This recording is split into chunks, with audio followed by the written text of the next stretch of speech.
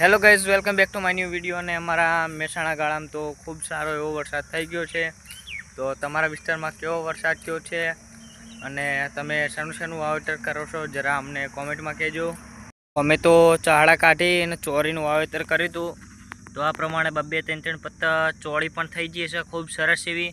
અને આગળ આપણે કારેંગો પણ વાવ્યો છે।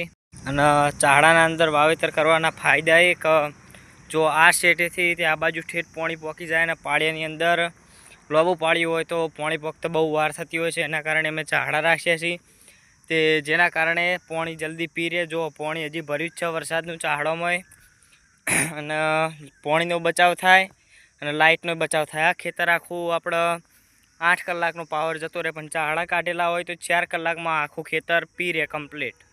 ગાઈઝ, આ પ્રમાણે આપણા કારેંગડોના છોડ પણ નેના 2 પત્તા થઈ ગયા છે મસ્ત એવા।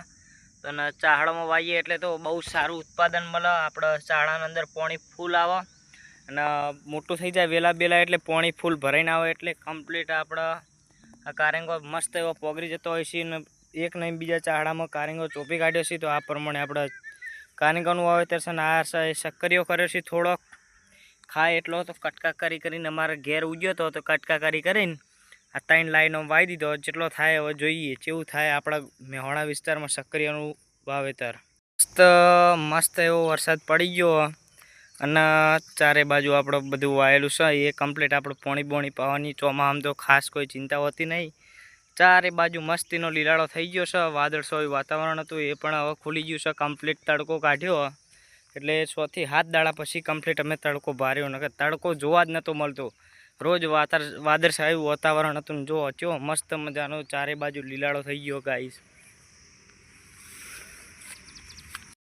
આ છે અમારા બીજા ખેતરની ચોળી, અને પેલા ખેતર કરતાં આ ખેતરમાં ચોળીનું ઉત્પાદન સારું હોય ચમક હોય। અમે પહેલાં વાવી હતી ચોળી, નીમાં પછી વાવી હતી એટલે હોય તો ચોળી મસ્ત એવી થઈ ગઈ આખા ખેતરમાં જોઈ શકો તમે। કમ્પ્લીટ લાઇન ટુ લાઇન વાવી હતી, લાઇન ટુ લાઇન કમ્પ્લીટ થઈ ગયા। ચાહડા કાઢ્યા હતા એટલા બધામાં ચોળી જ છે અને મસ્તની ચોળી થઈ ગઈ છે। આ તો આપણો ખેતીલક્ષી વિડીયો, અને જો આ વિડીયોમાં સારો એવો સપોર્ટ મળશે તો આપણે બ્લોગ પણ બનાવવાના ચાલુ કરવાના છીએ મિત્રો। વિડીયો માટે આટલું જ, બીજું જોઈશું આપણે નેક્સ્ટ વિડીયોની અંદર। Thank you so for watching guys, by.